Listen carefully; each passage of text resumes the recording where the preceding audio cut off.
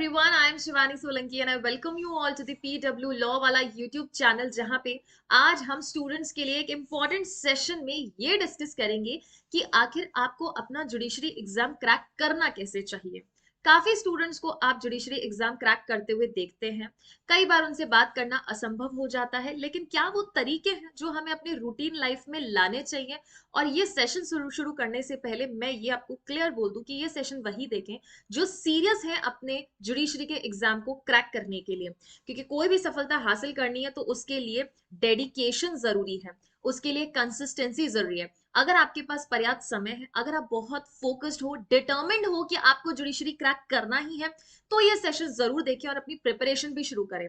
तैयारी सिर्फ इसलिए कर रहे हैं क्योंकि सब लोग कर रहे हैं, या फिर आपके पास लॉ में ऑप्शन ये सबसे बेहतर लगा इसलिए आप जा रहे हैं, तो आई थिंक कि फिर उधर आपका मोटिवेशन लेवल कुछ दिन के बाद स्टूडेंट्स कम हो जाएगा। इसलिए आप बहुत डिटर्मिन्ड है, फर्म है अपने डिसीजन पे that no matter what the situation is, I have to crack the state judiciary examination, then most welcome to this session and you must start preparing. कुछ तरीके हैं जो कि मैं आपको गाइड करूंगी। बाकी स्टूडेंट्स, हमेशा मैंने कहा है कि no strategy is better than a strategy which is framed by the student himself, क्योंकि आप खुद को जानते हो जो स्ट्रैटेजी हम बताते हैं that is a generalize strategy, जो जरूरी नहीं कि हर स्टूडेंट के हिसाब से सही हो, क्योंकि हर स्टूडेंट का कन्वीनियंस हो गया, हर स्टूडेंट के लिए उसका टाइम हो गया, फ्रेमवर्क हो गया, प्रायोरिटीज हो गई, सबके लिए अलग अलग है। So without wasting any time, discuss with this. Let's begin with this session and discuss कि कैसे आप जीरो टू हीरो बन सकते हैं। पहली बात तो आप जीरो हैं ही नहीं, क्योंकि आपने लॉ ऑलरेडी कंप्लीट कर लिया है या शायद कर रहे हैं, मतलब लॉ की बेसिक जानकारी तो आपको है।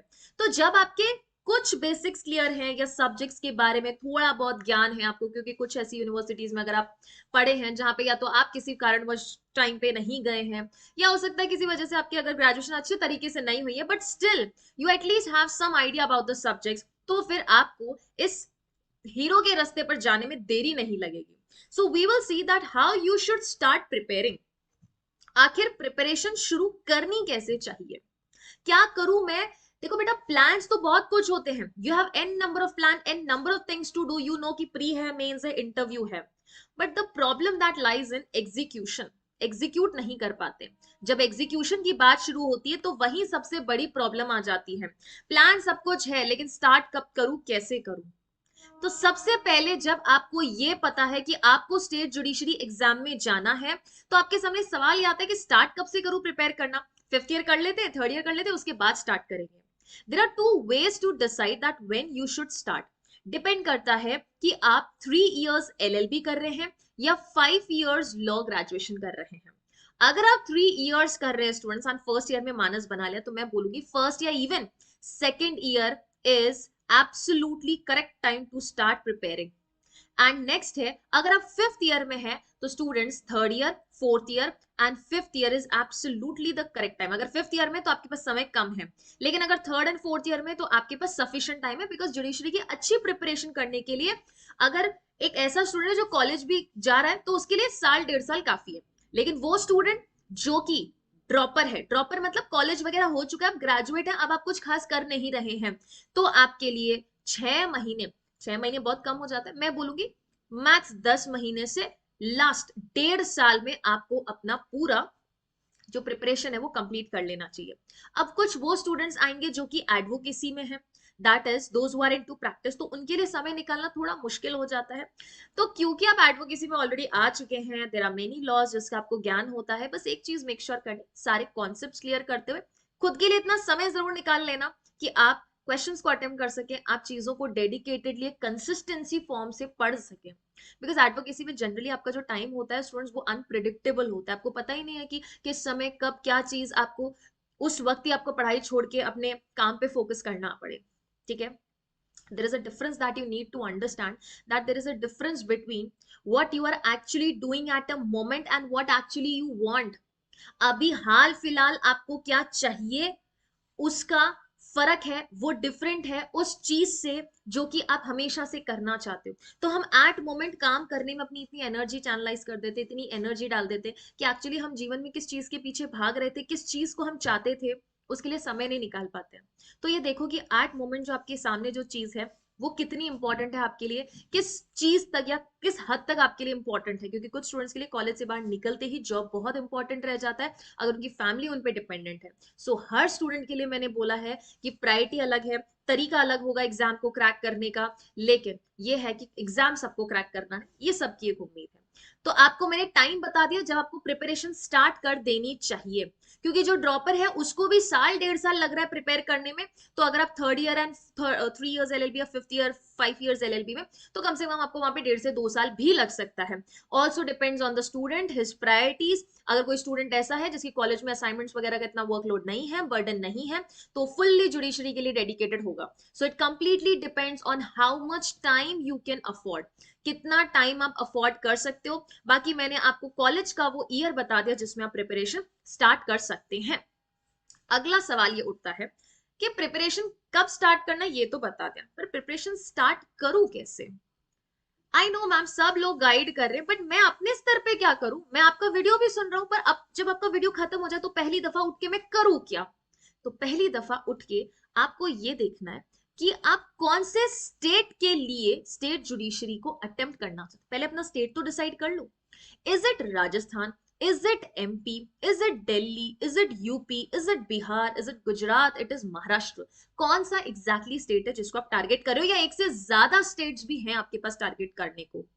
मतलब अपने फैमिली को देखते हुए ये देखो कि आप राजस्थान में जज बन के रहना चाहते हो, या अन्य एक दो आसपास भी स्टेट हो गए उसमें भी, क्योंकि फैमिली में स्टूडेंट्स ये ध्यान रखना जब भी आप जॉब ज्वाइन करोगे तो उसके बाद भी फैमिली जिम्मेदारियां जो है, फैमिली रिस्पॉन्सिबिलिटी तो खत्म नहीं हो जाती, पूरी जिंदगी आना जाना लगा रहेगा आपको। आपको ये भी देखना पड़ेगा कि पीछे फैमिली है, पेरेंट्स हैं, उनके साथ भी रहना है, क्या रिलोकेशन संभव होगा अगर आप वहां जज बन गए।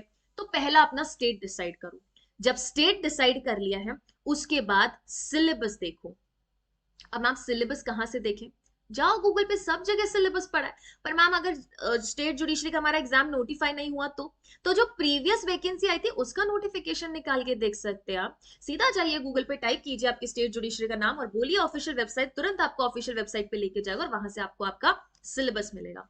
सिलेबस में पैटर्न देखिए आपके स्टेट जुडिशरी का। पैटर्न मतलब पहले तो आप सारे सब्जेक्ट्स देखेंगे कि कौन कौन से सब्जेक्ट्स आपके स्टेट जुडिशरी में आते हैं।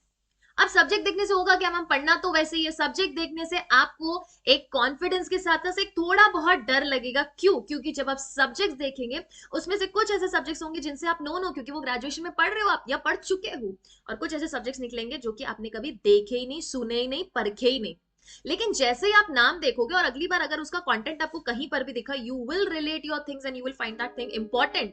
तो सबसे पहले पैटर्न देखेंगे, उसमें सब्जेक्ट्स देखेंगे। अगर किसी स्टेट जुडिशरी में आपके सब्जेक्ट का वेटेज मेंशन कर रखा है तो उसका वेटेज भी देखो। जैसे एमपी में वेटेज मेंशन कर रखा है कि इस सब्जेक्ट से इतने इतने पर्टिकुलर जो है हमारे पास क्वेश्चन आने वाले हैं। सब्जेक्ट्स देखने के बाद पैटर्न में आपको ये देखना है प्री कितने मार्क्स का होता है, मेंस कितने मार्क्स का होता है, इंटरव्यू कितने मार्क्स का होता है, और क्या हमारे पेपर में नेगेटिव मार्किंग होती है कि नहीं होती है। इसके साथ में ये भी देखो क्या आपके ग्रामर के सब्जेक्ट्स हैं, क्या इंग्लिश लैंग्वेज हिंदी लैंग्वेज है क्या, और क्या आपके यहाँ जीके आती कि नहीं आती है। क्योंकि अगर जीके आती है या करंट अफेयर्स आता है मतलब आपको रेगुलर बेसिस पे ये दो सब्जेक्ट तो पढ़ने ही पढ़ने हैं, क्योंकि जीके एंड करंट अफेयर्स का ना और है ना छोर है, कुछ भी पूछा जा सकता है। तो जीके और करंट अफेयर्स जिस सेगमेंट में आता है उसमें आपको ज्यादा अपडेटेड रहने की जरूरत है, थोड़ी मेहनत ज्यादा लगेगी। Is it clear? सिलेबस देखने के बाद थोड़ा या तो शांति होगा मन में या अशांति होगा, ठीक है। और मैं सच बताऊं तो आपको शांति मिलेगा, क्योंकि बहुत सारी नोन चीजें, कहीं हम बेटा कहीं शादी में जाते हैं और हमको अपने जान पहचान के लोग मिल जाते हैं तो हम थोड़ा कंफर्टेबल हो जाते हैं, चलो at least we have somebody to talk with, at least we have somebody to relate कर सकते हैं चीजें। अगर अननोन जगह चले गए जहां कोई जानता ही नहीं हमको या हम किसी को नहीं जानते तो हम असहज महसूस करने लगते हैं और लगता है कि जल्दी यहां से निकल लेते हैं। तो सिलेबस देख के आपको थोड़ा अच्छा फील होगा। नेक्स्ट इज जिस स्टेट जुडिशरी को आपने टारगेट किया, जिसका सिलेबस एनालाइज किया, उसका पीवाईक्यू निकालो। पीवाईक्यू म्हणजे प्रीवियस ईयर क्वेश्चन, एटलीस्ट पिछली 5 वेकेंसी का प्रीवियस ईयर क्वेश्चन निकालो। मैम ये क्वेश्चन पेपर निकाल के करूंगा क्या, मैंने तो अभी तक सब्जेक्ट पढ़ा ही नहीं। सब्जेक्ट नहीं पढ़ा तो भी इनका पीवाईक्यू निकाल के रखो। रोज एक प्रीवियस ईयर क्वेश्चन पेपर जरूर देखना, अगर 5 है तो 5 दिन में 5 पीवाईक्यू देखना। उससे होगा ये that there are many questions जो कि आपको समझ में आएंगे, कुछ आपको समझ में आएंगे, कुछ आपको समझ में नहीं आएंगे, कुछ समझ तो आएंगे लेकिन आपको उसका आंसर नहीं पता होगा, और कुछ ऐसे होंगे जिसका आंसर भी नहीं पता, क्वेश्चन ना देखा ना सुना। तो आप जब पीवाईक्यू देखते हो ना, तो बिना पढ़े वो सब्जेक्ट्स बिना पढ़े आपको अपना स्तर पता चल जाता है, और आपको ये पता चल जाता है whether I will be able to do these subjects or not, whether I will be able to attempt these questions or not। जैसे मेरे साथ हुआ था in 12th 11th 12th arts में, we had two option, either arts Hindi ले लो या arts maths ले लो। तो इट इज वेरी ऑब्वियस कि आप मैथ्स में अच्छा स्कोर कर सकते हो, पर हिंदी में पूरा के पूरा स्कोर करो इसकी कोई संभावना ही नहीं है। तो जब मुझे ये था कि मैं आर्ट्स मैथ्स लूंगी, तो my brother came to me and said एक बार मैथ्स की बुक तो देख ले, क्योंकि उसको पता था मेरा और मैथ्स का दूर दूर तक रिश्ता नहीं है, बहुत कमजोर थी मैं मैथ्स में। तो मैंने अपने ब्रदर की 11th स्टैंडर्ड की वो जो मैथ्स की बुक उठा के देखी, उसका इंडेक्स देखा, क्वेश्चंस देखा, मुझे पता चल गया था कि ये चीजें तो हमने 10th में भी अच्छे से नहीं कर पाए थे, तो हमारे बस की नहीं है। वहीं पर हिंदी का सिलेबस उठा के लगा, इंटरेस्टिंग लगा, अच्छा लगा, so then I decided to go with arts Hindi. So that is how वो चीजें देख के आपको एक मन में जहन में चीजें समझ आएगी, पेपर का लेवल क्या है, मैं किधर हूं और मुझे कहां तक जाना है। ये बेसिकली आपको आपका लेवल बताएगा पीवाईक्यू। पीवाईक्यूज देखने के बाद अब आपको उन सब्जेक्ट्स को स्टार्ट कर देना चाहिए स्टडी करना, और अपना स्केड्यूल, पॉसिबल स्केड्यूल बनाना है, पॉसिबल रूटीन बनाना है। इम्पॉसिबल नहीं बनाता ना एक दिन में 12 घंटे पढ़ूंगा, एनर्जी खत्म हो जाएगी। स्टेमिना ऐसे नहीं बनता ना। अगर कोई एथलीट है वो भागता भी है, तो बेटा एक दिन में 10-10 किलोमीटर नहीं भागता, 100 मीटर भागता है, 1000 मीटर भागता है, फिर आपका वो और 2 3 4 ऐसे धीरे धीरे किलोमीटर्स, और फिर वो इंक्रीज करता है, धीरे धीरे रूटीन आपकी बढ़ती है। तो पहले 2 घंटे पढ़ो, कम पढ़ो पर अच्छा पढ़ो, बढ़िया पढ़ो, मजा आना चाहिए, चीजें याद रहनी चाहिए। धीरे धीरे अपने सब्जेक्ट्स की गति को बढ़ाओ। एंड जब स्टडी कर रहे हो तो इसकी 3 स्टेजेस होगी बेटा। क्या होगी? 3 स्टेजेस होगी। ये स्टडी भी नहीं है, प्रिपरेशन है। मुझे क्या लिखना चाहिए स्टूडेंट्स यहाँ पे? प्रिपरेशन। और प्रिपरेशन भी एक रूटीन से ही होगा, कंसिस्टेंसी, रोज पढ़ना है। मैं बोल रही हूँ अगर किसी दिन शादी में जाना है, आपको पता है कि आज तो हमको गांव जाना पड़ेगा, आज तो शादी में जाना पड़ेगा, तो मैम टाइम नहीं मिलेगा, 6 घंटे नहीं पढ़ पाऊंगा, कोई बात नहीं, 60 मिनट ही पढ़ लेना उस दिन, आधा घंटा ही पढ़ लेना, लेकिन पढ़ना, किताब से दूर मत रहना। कहते हैं ना, just like it's just like a relationship, that even if you are not able to talk daily for hours, but if you are able to talk for a 1 or 2 minute in a day, you feel connected। रोज 2-2 4-4 घंटे नहीं बात करता ना कोई किसी से special है तो, बट अगर थोड़ा सा मैसेज भी कर दे या थोड़ा बहुत कभी बात भी कर ले, तो दे फील कनेक्टेड कि चलो ठीक है, आपको उसकी प्रेजेंस महसूस होती है लाइफ में। Same will be there in case of your preparation. आप अपने बैरक से दूर ना हो जाए, इसलिए उसको जिंदगी में उसका जो प्रेजेंस है वो डेली आपकी लाइफ में होना चाहिए। It should be like water in your life. पानी के बिना हमारा एक दिन नहीं निकलता, वैसे बेरेट के दिन आपका, बेरेट के बिना एक दिन भी आपका नहीं निकलना चाहिए। प्रिपरेशन के 3 स्टेजेस होंगे। पहला कौन सा स्टेज होगा students? You have to study bare act. सारे फ्रेश बेरेट लेके आना, बढ़िया। अगर कॉलेज में है, अपडेटेड बेरेट है, वेल एंड गुड। अगर नहीं है, फ्रेश अच्छे बेरेट लेके आ जाओ।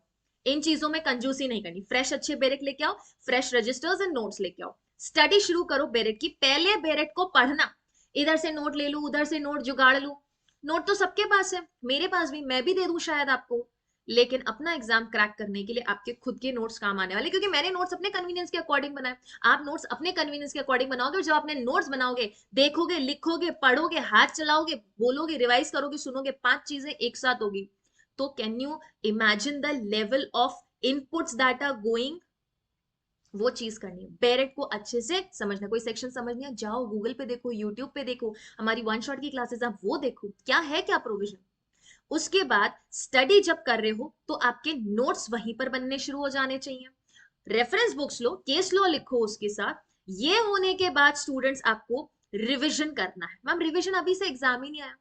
अरे एग्जाम के वक्त तो पूरा सब्जेक्ट रिविजन होगा, पूरा सिलेबस रिविजन होगा। अभी आपको जब तक एग्जाम नहीं, प्रोविजन रिवाइज करो। आप कल जो पढ़ा आज रिवाइज करो, कल और आज जो पढ़ा परसों रिवाइज करो, कल जो पढ़ा आज जो पढ़ा, एंड जो परसों पढ़ने वाले हो या कल पढ़ने वाले हो उसका परसों रिवीजन करो। मतलब डे 1 को जो पढ़ा उसका डे 2 को रिवीजन, डे 1 एंड डे 2 को जो पढ़ा उसका डे 3 को रिवीजन, डे 1 2 3 को जो पढ़ा उसका 4th डे को रिवीजन।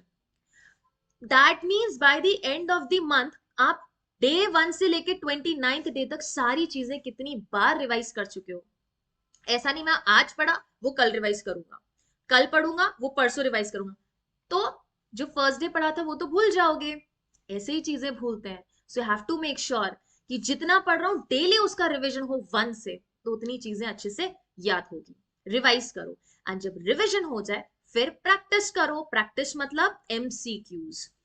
एमसीक्यूज में आपका खुद का स्टेट जुडिशरी का पीवाईक्यू भी आ सकता है, अन्य राज्य के स्टेट जुडिशरी के एग्जाम्स के पीवाईक्यूज हैं वो भी हो सकते हैं, प्रैक्टिस पेपर्स हो सकते हैं, टेस्ट सीरीज, मॉक्स हो सकता है, एडिशनल क्वेश्चंस, कोई भी पब्लिकेशन जो भी आपको सब्जेक्ट वाइज देता हो, टॉपिक वाइज देता हो, आपके वो बुक्स की जो वॉल्यूम्स आती है, आप उनको अटेम्प्ट करना शुरू कर दो। ये सोचो एग्जाम आएगा तब करूंगा, नहीं होगा।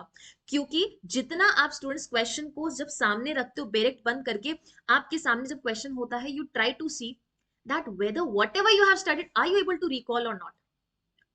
पता है जब मम्मी आपको कुछ काम बता देती कि ये फलानी फलानी लिस्ट ले लेना, सामान लेके आ जाना, आप बोलते हो हाँ लिख लूंगा, ठीक है, आप लिखते नहीं हो लिस्ट, लेकिन थोड़ी देर बाद मम्मी बोलती है बताना मैंने क्या क्या बोला था लाने को, तो वो जो 10 चीजें बताई होती है उसमें से आपको 4 ही याद होती है। ये क्वेश्चन वही करवाएगा आपको। This question will compel you to recall things whatever you have studied. ये क्वेश्चन आपको मजबूर कर देगा, भैया क्या पढ़े थे, दिमाग के घोड़े दौड़ाओ, याद आ रहा है कि नहीं आ रहा है। ये क्वेश्चन वही करेगा आपके साथ। ये क्वेश्चंस आपको बेसिकली आपका लेवल बताएंगे कि पढ़ के तो आ चुके हो, आ जाओ अभ्यास क्षेत्र में, अब देखते हैं कि आप किस लेवल पे हो। तो ये अभ्यास क्षेत्र स्टूडेंट्स अति महत्वपूर्ण रहेगा जब आप युद्ध क्षेत्र में जाएंगे उससे पहले।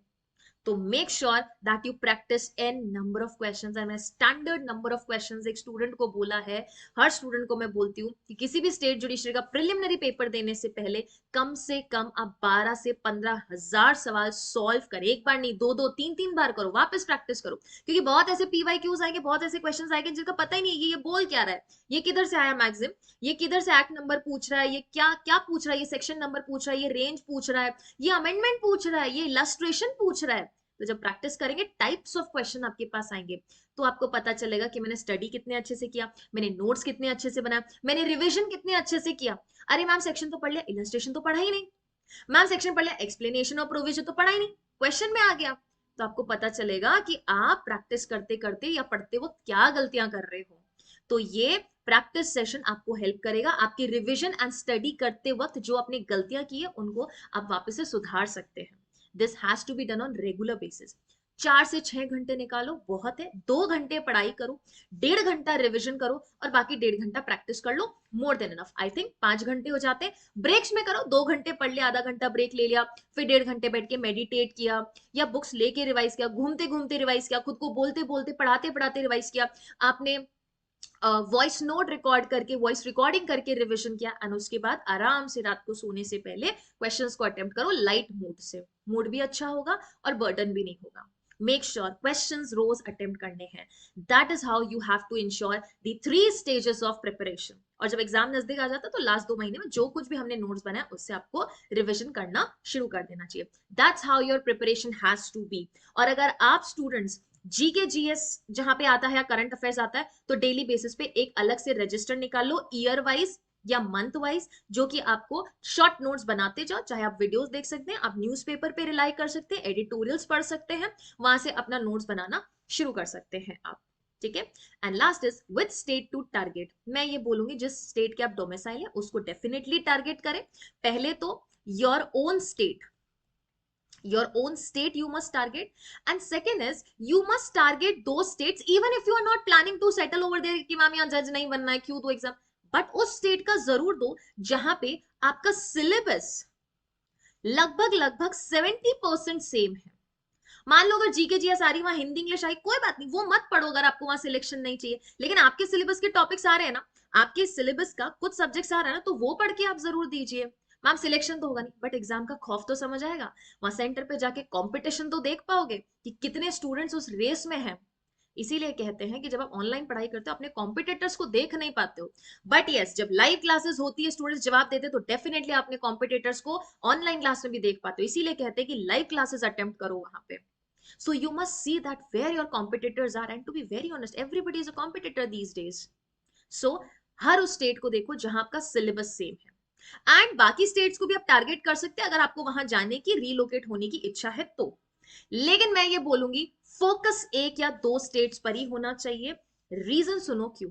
क्योंकि बेटा अगर आप 5-5, 6-6 या 4-4, 5-5 स्टेट्स लेके चलोगे, तो इन सब की वैकेंसी 2-3 महीने से आती रहेगी। इसकी 2 महीने पहले ही प्री में हो गया, फिर उसका मेंस आ गया, वहां डायरेक्शन दे दिया, अपने वाले स्टेट का प्री आ गया, उस पर फोकस नहीं कर पाया। तो हर 2-2 महीने में अपनी स्ट्रैटेजी बदलना, रिवाइज करना, ये बहुत ज्यादा स्टूडेंट्स को टेंशन देने वाली चीज हो जाती है। और आप बार बार पूरे साल अपनी स्ट्रैटेजी चेंज ही करते रहोगे तो एक फोकस स्टडी हो नहीं पाएगी, एक रूटीन स्ट्रैटेजी जो है वो फॉलो नहीं कर पाएंगे। एक्सपीरियंस गेन करना अच्छा है, मैंने ये बोला। एक्सपीरियंस स्टेट्स आप वो लीजिए जिनमें सिलेबस सेम है, लेकिन फोकस स्टेट आपके दो रखो, दो या जितना आपको सिलेबस लग रहा है कि इतना मैं कर सकता हूँ कि इन स्टेट जुडिशरी में काफी गैप रहता है, तो उनको करो। ऐसा नहीं कि बहुत ज्यादा, क्योंकि जो आपके फोकस स्टेट होंगे, फोकस स्टेट जुडिशरी होगी, उनके तो आप पूरा सिलेबस पढ़ के जाओगे। तो ये थोड़ा ध्यान रखना, क्योंकि बार बार बाबा स्ट्रेट या स्ट्रैटेजी जो है आप चेंज करने के लिए कंफर्टेबल हो, आपको कन्वीनियंट है तो वेरी गुड, नहीं तो फिर आप ये मेक श्योर करो 2 स्टेट्स को लेके चलो, उनकी बढ़िया तैयारी करो। एंड एक्सपीरियंस के लिए बाकी सारे स्टेट्स का प्री हो गया है, मेंस हो गया, अगर सिलेक्शन होता है तो आप मेंस भी जरूर जाके दीजिए। ठीक है, इस तरीके से आपको अपनी प्रिपरेशन करनी चाहिए। और अन्य आपको कोई भी डाउट है आपकी प्रिपरेशन के रिगार्डिंग, तो वो डाउट आप रेस कर सकते हैं कमेंट सेक्शन में, बता सकते हैं कि कौन सी चीज की तैयारी आपको किस तरीके से करनी चाहिए। Last but not the least, जब आप प्रिपरेशन कर रहे हैं, मैं फिर से बोलूंगी कि आपको सबसे ज्यादा जरूरत है कंसिस्टेंसी की एंड ऑनेस्टी की। क्योंकि अब हमारे पेरेंट्स हमको नहीं बोलेंगे कि 4 घंटे पढ़ो, 5 घंटे पढ़ो, 6 घंटे पढ़ो। ये आपको खुद ही ऑनेस्ट होना चाहिए। जब रात को बेड पर जाओ सोने से पहले, तो आपको ये महसूस होना चाहिए कि आज मैंने वाकई कुछ पढ़ा, मैंने रिवाइज किया, मेरे दिमाग में चीजें गई, मेरा कॉन्सेप्ट क्लियर हुआ। अगर इस सेटिस्फेक्शन के साथ you are able to sleep, then definitely you are going on a right track. But जब आपको ये महसूस हो, गिल्ट हो कि आज मैंने पढ़ाई नहीं की है, then that is a thing जिसका आपको सीरियस नोट लेने की जरूरत है, if you are very focused for state judiciary. But if you think that there are other backup plans also, then backup plans पे भी आपकी एनर्जी डेफिनेटली जाने वाली है। So make sure to prepare well, and in case if you find any difficulty, then you can refer our channel law वाला, जिसपे और अन्य प्रिपरेशन के रिगार्डिंग और भी वीडियोस है। काफी सारे स्टेट जुडिशरी के major laws and minor laws के वन शॉट्स भी दे रखे हैं, जिनकी पीडीएफ आप पीडब्ल्यू लॉ वाला जुडिशरी टेलीग्राम चैनल से भी डाउनलोड कर सकते हैं, अपने नोट्स प्रिपेयर कर सकते हैं। ये भी देख सकते हैं कि आपको नोट्स कैसे प्रिपेयर करने चाहिए, बिकॉज नोट्स प्रिपरेशन जब अच्छी हो जाती है तो चीजें आपके दिमाग में स्कैन होनी शुरू हो जाती है, विजुअलाइज आप करना शुरू कर देते हैं। So yes, that was all from my side in today's session. I hope that this session was worth enough for your preparation. We will meet in another new session. Till then, thank you so much.